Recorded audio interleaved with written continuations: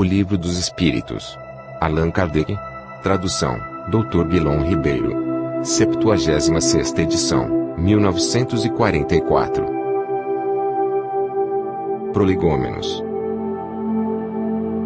Fenômenos alheios às leis da ciência humana se dão por toda parte, revelando na causa que os produz a ação de uma vontade livre e inteligente.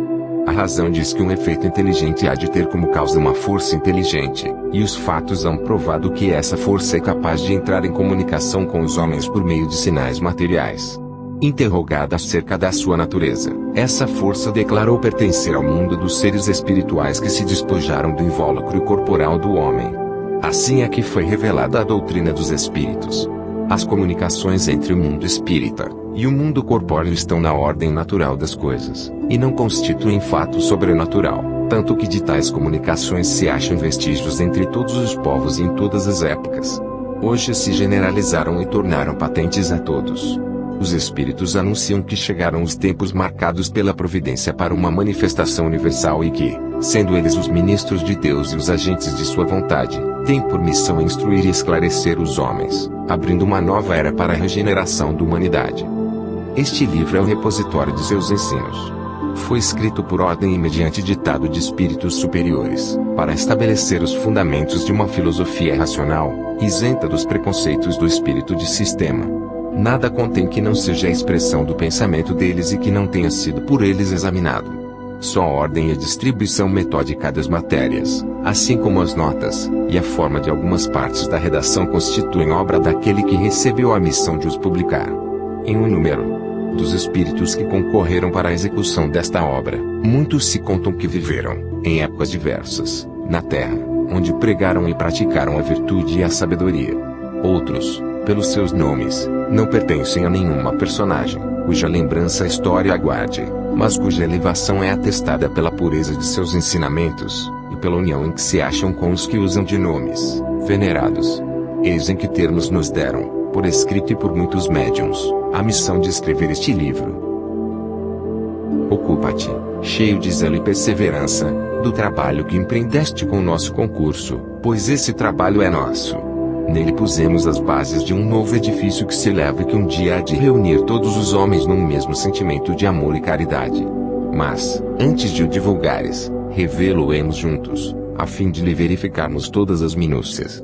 Estaremos contigo sempre que o pedires, para te ajudarmos nos teus trabalhos, porquanto esta é apenas uma parte da missão que te está confiada e que já um de nós te revelou. Entre os ensinos que te são dados, alguns há que deves guardar para ti somente, até nova ordem. Quando chegar o momento de os publicares, nós te diremos. Enquanto esperas, medita sobre eles, a fim de estares pronto quando te dissermos. Porás no cabeçalho do livro a cepa que te desenhamos, porque é o emblema do trabalho do Criador. Aí se acham reunidos todos os princípios materiais que melhor podem representar o corpo e o espírito. O corpo é a cepa, o espírito é o licor, a alma é o espírito ligado à matéria é o bago. O homem quintessencia o espírito pelo trabalho e tu sabes que só mediante o trabalho do corpo o espírito adquire conhecimentos.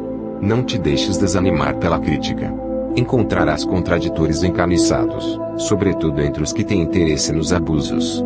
Encontrá-los-ás mesmo entre os espíritos, por isso que os que ainda não estão completamente desmaterializados procuram frequentemente semear a dúvida por malícia ou ignorância. Prossegue sempre. Crê em Deus e caminha com confiança. Aqui estaremos para te amparar e vem próximo o tempo em que a verdade brilhará de todos os lados. A vaidade de certos homens, que julgam saber tudo e tudo querem explicar a seu modo, dará nascimento a opiniões dissidentes. Mas, todos os que tiverem em vista o grande princípio de Jesus se confundirão num só sentimento, o do amor do bem e se unirão por um laço fraterno, que prenderá o mundo inteiro. Estes deixarão de lado as miseráveis questões de palavras, para só se ocuparem com o que é essencial. E a doutrina será sempre a mesma, quanto ao fundo, para todos os que receberem comunicações de espíritos superiores. Com perseverança é que chegarás a colher os frutos de teus trabalhos. O prazer que experimentarás, vendo a doutrina propagar-se e bem compreendida, será uma recompensa, cujo valor integral conhecerás, talvez mais no futuro do que no presente. Não te inquietes, pois, com os espinhos e as pedras que os incrédulos ou os maus acumularão no teu caminho. Conserva a confiança, com ela chegarás ao fim e merecerás ser sempre ajudado. Lembra-te de que os bons espíritos só dispensam assistência aos que servem a Deus com humildade e desinteresse, e que repudiam a todo aquele que busca na senda do céu um degrau para conquistar as coisas da terra, que se afastam do orgulhoso e do ambicioso. O orgulho e a ambição serão sempre uma barreira erguida entre o homem e Deus. São um véu lançado sobre as claridades celestes, e Deus não pode servir-se do cego para fazer perceptível a luz. São João Evangelista, Santo Agostinho, São Vicente de Paulo, São Luís, o Espírito da Verdade, Sócrates, Platão, Fénelon, Franklin, Swedenborg, etc., etc.